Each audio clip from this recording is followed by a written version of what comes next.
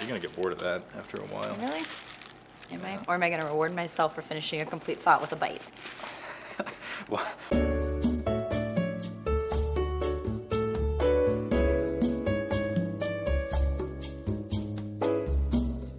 Welcome to Thanks for Watching, everyone. I'm a little out of it today because I stayed up till 3 a.m. watching Broadchurch, and now I'm just trying to compensate with greasy food. all great decisions. We'll be talking about the movies we saw over this holiday, what we're recommending, what we're not so much recommending. You wish to have the curse reversed? I'm thinking that we should do 30-second movie reviews. I would agree. Okay, Let's go 30 seconds talking about the interview without mentioning the words Sony hack. perfect.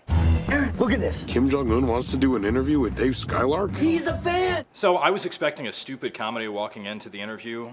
I did not expect the level of stupidity that the interview delivered. The jokes were wildly unoriginal, I'll say that. And for someone like me who's enjoyed Pineapple Express, who actually really enjoyed This Is the End, the last two Neighbors. Rogen-Franco collaborations, this was a huge letdown.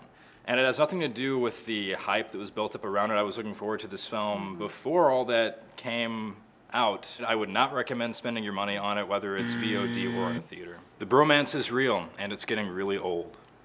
Ooh, that was a good finish on that. Thank you. That was a nice finish. Thanks. Is that what people say about alcohol?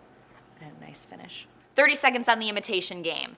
You will Never understand the importance of what I am creating here. I saw it, I loved it. It reminded me of The King's Speech, had a similar vibe, kind of an underdog man in some way who's doing something amazing for his country. Benedict Cumberbatch is amazing. It's performing better than The King's Speech at the box office, with, I think, less hype so far. Agreed. And arguably not as big of a name. I mean, I think Colin Firth at the time was a bigger star than Benedict Cumberbatch is now. I mean, Cumberbatch is... Cult. He's cult. He's in right now. Colin Firth is kind of a... He had a longer career. He's an institution Yeah. in British. Do you have a Colin Firth man crush? Maybe. I have a Cumberbatch man crush. I mean, who doesn't? I'm not afraid to admit that. I'm going to talk about a film that I think should be getting Oscar buzz that I really haven't seen getting Oscar buzz, and that's Whiplash.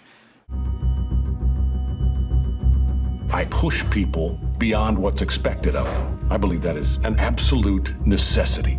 It's entertaining, it's inspiring. It might be the classiest film I've seen this year, and definitely one of my favorites, if not my favorite film of 2014. Really? Absolutely. It's about a jazz musician, a student at a fictional school in New York, Schaefer, played by Miles Teller, who does an excellent job. J.K. Simmons is a very strict teacher. It's very laser focused on its two leads and its main storyline, which is sort of this rivalry between student and teacher. The last 20 minutes or so just knocks it out of the park entirely. In knowing that it's about jazz, when I watch the trailer, I feel like the filming of it screams jazz. Like something about... It's very much about jazz. If you love jazz, you'll love this movie. I will say it's not just about jazz. It's really about innate talent and work ethic. And throwing chairs at your students. Throwing chairs. We got Buddy Rich here. Little trouble there. You're rushing. Here we go. 5, 6, and... Were you rushing or were you dragging? I don't know. That scene, by the way, within the context of the film is even more devastating and brilliant than it is on its own. WWE meets jazz school. Into the woods. Into the wood. Into the wood, as Meryl Streep says. The slipper as pure as gold. Go to the wood. I think the general critical response I agree with, which is the first 2/3 of the movie are good. The last act, it's like, what happened? I dare say, this will be controversial, too much Meryl. Meryl's got like 4 songs. How can there ever be too much Meryl?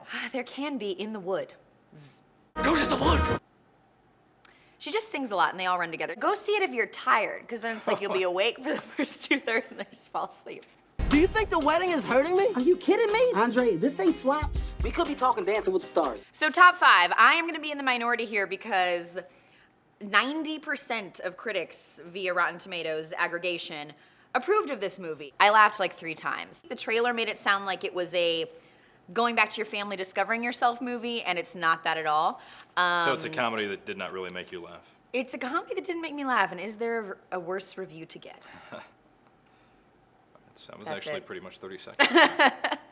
We are binge watching the holidays, as I'm sure many of you are. And my top recommendation is Broadchurch. It's on Netflix now. It's a British series about a child murder, which if it's a British drama, it's got to be about either a kidnapping or a child murder. Sad, but They true. have dark tastes over there. We are treating Danny's death as suspicious. Do you think other kids are in danger? Maybe. It's based in Cornwall. The whole story is set in Cornwall, southwestern Britain, which is really beautiful. It is beautifully Atmosphere. filmed. Yeah, beautiful cinematography, very, very well acted. David Tennant, and what I would say is the lead role, and just an incredible Scottish accent from him. Where were you on the night of Danny's death? Explain to me why that's a relevant question. Explain to me why it's not. It's a taut mystery, murder mystery, with a lot of really compelling players. It is the reason I'm exhausted right now. He told me about the show and I watched 5 episodes last night. I told you about it yesterday evening, and you've watched 5 episodes. I like to solve a mystery, but I think the Brits tend to be more reserved. The characters themselves aren't naturally as outspoken culturally. It's the way the writing is. So you have a harder time here. It's very tough to calling read. it. It's very tough to read these people. Yeah. Everyone in the show plays it pretty close to the vest in a way that makes you think that anyone might be responsible for this murder. And you told me that you bummed yourself out because you accidentally... I actually spoiled it for myself. Don't read the Wikipedia page. I was trying to figure out more about the setting and where it was filmed, and on Wikipedia, they just slip it in there. They're like, the producers knew the casting of this character would be important because... And I think it speaks to the show that even in knowing the outcome, you were still into it. Still very compelling. Absolutely. You want to say who it is right now, don't you? Yeah. Broadchurch. It's broadly appealing. Oh, God. Sorry, I'm so tired. Is there anything you want to tell me now? Is Danny all right? I will say the first episode is tough because it is about a child who is killed. And the first episode you see the parents finding out. How do you make that real and not insensitive? How do you make it compelling to watch without being too hard to watch? Right. How do you make it feel real and still be palatable? And they do an excellent job of that. Yeah. I would like to end this by saying that Steak and Shake is not a sponsor of this video. But if they're interested, I like cheese fries and money. It's a call. We want to start watching a few new shows with you guys. One of them will be Girls, which premieres in just a few weeks or so. Honestly, I feel like I made the right decision, which is a totally new sensation for me. I mean, I'm eating grapes as a snack. Thanks for watching.